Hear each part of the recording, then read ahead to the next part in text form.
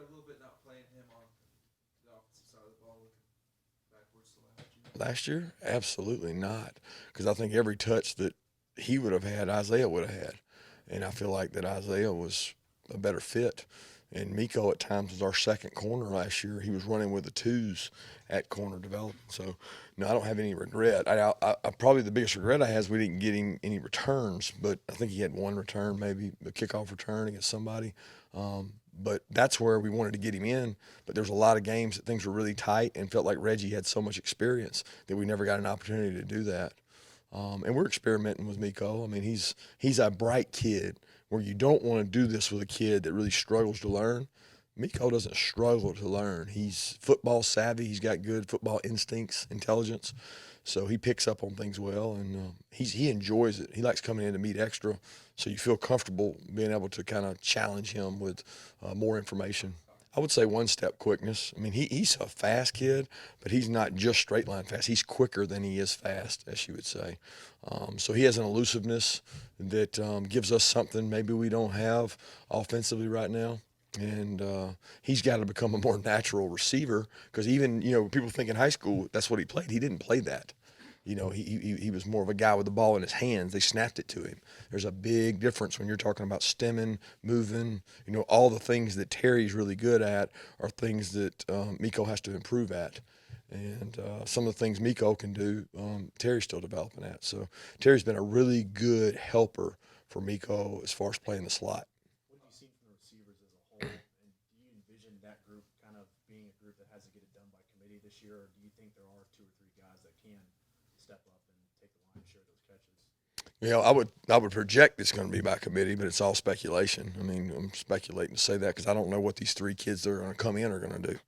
I certainly hope they can provide some depth, but I think that you got to be careful because is Charlie Warner better than your fourth receiver? Is Sony or Brian Harrion better than your third receiver? So there's a lot of things we're doing out there that we're trying to get the best football players on the field. And we've got to improve as a receiver group, starting with the toughness. And we hope we improve that through recruiting because some of those kids we signed got some stature to them.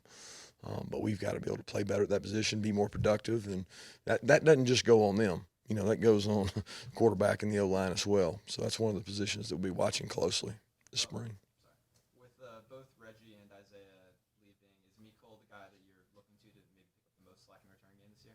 Oh, absolutely. I mean, we're trying other people back there. I mean, Terry is very secure with the ball, does a great job catching it, but you got to have more than one returner. I mean, I've never gone through a season that you didn't have to change returners at some point because of injuries and the size of those guys. So we're trying to get Miko back there. We'll use Sony if we have to. Got a couple freshmen coming in that can do it. Tyreek's been back there some. Prather Hudson, Erdman. So it's going to be definitely by committee when it comes to return game. How is Isaiah Wynn suited as a left tackle, and what does it look like for you guys at right tackle, left guard now? Day to day. I mean, it's just day to day because we're going to try to do 5 weeks, look at it 5 times, and try to make the best evaluation of each kid and give them an opportunity to grow. Isaiah has done great at left tackle, not only in games but in practices. He's very confident. He's very strong-handed. The book says he can't play it, but people do it all the time. And he's a leader on our team, and he's got a chip on his shoulder that he wants to prove everybody wrong. So I enjoy watching him compete out there because it's not like he doesn't have to block length on our team when it comes to Lorenzo and Davin. He does have to block some length. So I've been very pleased with what he's done so far. He's the one kind of guy that's been rock solid. He comes to work every day. But when you ask about the right tackle and the left guard and the right guard, right now it's musical chairs. And there's not a lot of continuity there. We're trying to find the best mix and match. I don't know. I guess y'all saw today. I don't know. Dashawn went out there today and practiced some. So. You mentioned Charlie Warner a while ago. Kind of what's his biggest challenge right now for him getting where he can really be a down after down? Well, Charlie's biggest challenge is really Charlie. I mean, it's a look in the mirror and say, hey, how good do I want to be? Charlie has an exceptional skill set of he can run fast, he can come in and out of breaks, and he's a pretty good blocker. So it's growth for him, development, having a lot of confidence to play in space. and being able to block really big people inside. And those are all things we try to put him in those situations every day at practice. But now he's a kid that works too now. I mean, he comes to work every day, and he'll fight you tooth and nail. Kirby, I know you're not much on bragging, especially in the spring, but do you see elements on this defense? You've had some great ones at Alabama that they could be a pretty special group considering the seniority you got, a lot of returning experience, some young up-and-comers over there. Actually, Chip, right now I don't. What I see is some guys that are kind of complacent, and guys that are comfortable in their role, meaning I've started here for 2 years. I'm comfortable in my role. I am a leader on this team. I'm comfortable in my role, not challenging themselves to get better. You know, we go out and do a 2-minute, and the offense scores twice, and they score, whether it's a field goal or a touchdown to win, and they score against a defense that every single guy that was on that field when they scored was playing last year, with the exception of the star, the nickel.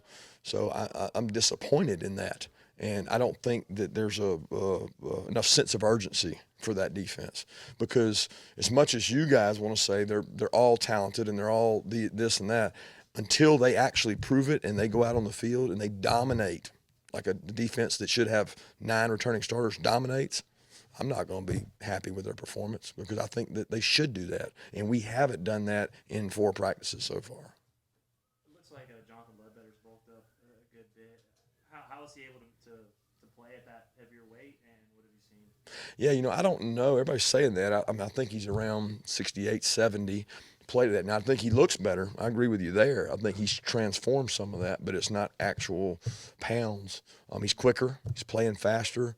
He's been pretty consistent so far in the spring. Of the guys up front, you get the same consistent performance. He's got the stamina to go play 3-4 plays in a row and run things down, where some of those other guys, they can't do that.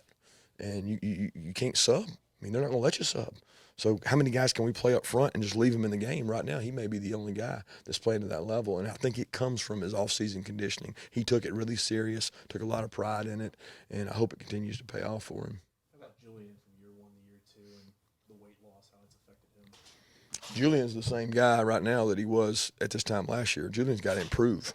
Julian's got to work to get in better conditioning shape. So the weight is really off the guy, but he's not playing fast.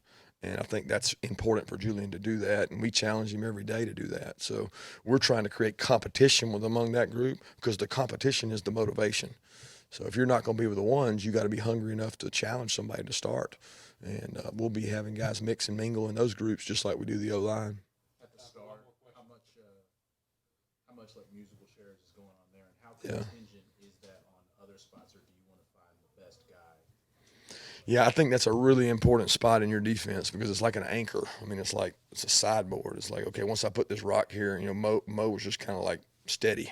He didn't play much anywhere else because he just played there. So we're trying to develop and figure out who those people are. The way we're practicing, you know, Tyreek is really our star, but he's on a split field when we split him up. So he practices at corner and he practices at star. So he's taking reps at both places, because if we lost a corner right now, Tyreek might be the first corner in the game.